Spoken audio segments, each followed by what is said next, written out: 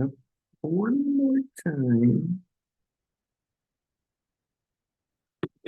Okay. Hi, my name is Carl Noy. It's my contemporary business leader presentation.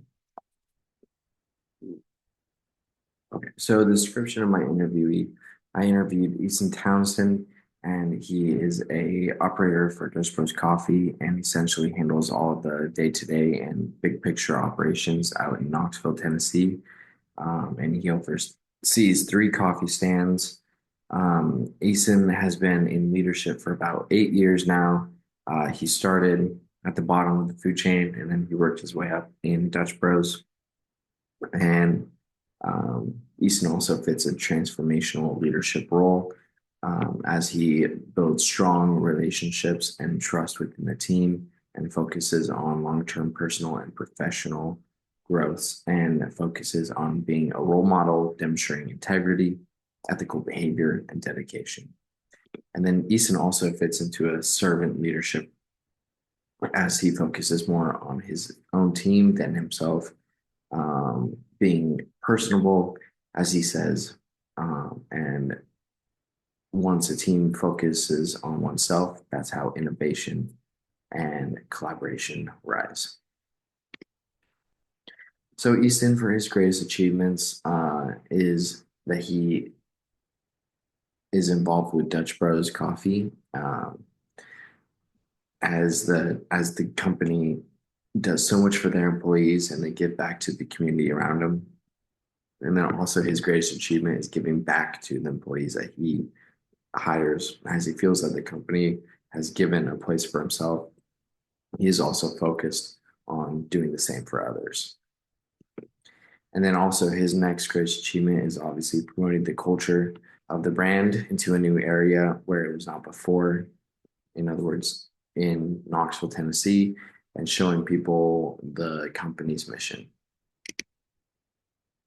And as we can see here through our conversation that we had, Easton's servant leadership kind of lacks in some areas. And I just realized that I did not check a box, but foresight would be lower because Easton doesn't use foresight as he feels that in his leadership role, if you're using foresight, you're kind of assuming. So he doesn't really like to use foresight and stuff, but he always listens to his employees, he empathizes, and he tries to heal as much as he can. And for some of Easton's biggest challenges, it's mostly handling workplace conflicts, as this is his main one that he does on a day-to-day basis. Um, and the issue that he says usually ends up being a communication style issue. So he has to work through that with both parties. And each time is different. So he has to figure out a new route every time, which is why it's one of his biggest challenges. Now, how Easton handles the conflicts is he uses empathy and, like he says, personability to handle these conflicts. Um, as he as he uses it because he feels like it's the most important trait for a leader. And overall, his responses align more with the leadership role due to the emphasis on being people oriented and long-term cohesion. And as we can see, he scored pretty low on the foresight because he feels like it's going to be, he doesn't want to, what's that we're looking for? He doesn't want to project anything about the situation that he goes into. And so he likes to keep it in within the moment. Now, the power that Easton uses is he primarily uses referent power as he's leveraging strong relationships with team members to foster open communication and trust conflicts. And in our textbook, referent power tends to foster commitment, which is important for Dutch Bros because um, Dutch Bros' culture is just so um, it's the same all around. So they really need that commitment there. Now, for my leadership comparison, I chose Howard Schultz, who's the former Starbucks CEO. And I chose this because the two companies are in the same field, in other words, coffee. And I currently work at Starbucks, so I found this interesting. And then Howard Schultz is also a very famous transformational leader. And we can see this in quotes that he uses, like remind people through storytelling about the heritage of the company, how hard it was to get here. As in this quote, we can see him encouraging employees and motivating them through storytelling about the business. And so that is what a transformational leader does is motivating and encouraging employees about an aspect of the business.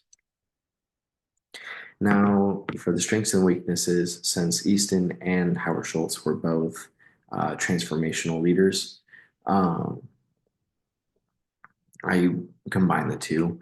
So, for the strengths is that transformational leaders build strong relationships and trust, and they foster a supportive and collaborative environment, and they empower employees to grow personally and professionally. And for the weaknesses, they may focus too much on team well-being than organizational roles, and they have a potential difficulty handling high pressure situations that require top-down decisions fast. And for risks, they risk alienating employees that don't align with their fast-paced approach or high expectations for the business. And also unethical behaviors can rise through a quote that I was reading in an article. It said transformational leadership had a positive relationship with unethical pro organizational behavior of employees. So maybe, so they're not like, it's not completely bad behavior, but it's unethical. And it's just essentially um, for the organization, they commit the employees too much that they can go above and beyond. Now, the key takeaways I had learning about Howard Schultz is commitment to team success on communication through inspirational tasks and talks. And some of the lessons I've learned for from this is that combining the relational strengths of servant leadership with the visionary aspects of transformational leadership can lead to well-rounded success. Now, for Eason's entrepreneurial mindset, this was something that Eason scored low in as he is an operator, and so he doesn't necessarily have to deal with the business aspect of the stores, as those are mostly handled by the corporate offices.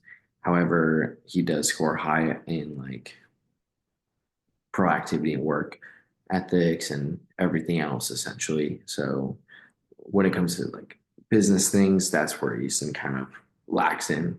But when it comes to everything else, he excels. And we can see that through the chart. Now, for the important leadership characteristics, Easton stated that he feels that a leader needs to be personable. Um, so people will be willing to follow you as they admire your character. And also, he thinks that a leader should be humble, as no one wants to follow the I'm all it person, as he said, as it doesn't generate a team environment. And also, he thinks a leader should be humble. Followers want to know that you'll get down in the mud with them and do the work with them, as long as well as they want to know that you are willing to do the work that you're telling them to do. Now, for my reflection on this, why Easton? I chose Easton because I like his leadership style, and I used to work under him, and I began to admire his leadership as it was one of the most effective leaderships I've had from someone in a managerial role. And for leadership questions, I ask questions like, "What advice would you give to aspiring leaders?" And are there any leadership behaviors that you've seen and experienced that you think should be avoided? Now, both of these questions pretty much landed in the ego sense. For the first one, Eason basically says, don't get an ego as you grow in your leadership role. And then he also, for the latter, he said that ego is also the downfall of leaders. So he thinks that is one that should be avoided. Now, the most challenging aspect of this project was the fact that me and him were decently busy in the last week. So matching our schedules up was pretty difficult, but we were able to do it through effective communication, through text, and just figuring out when each of us were available. And that's it. Thank you.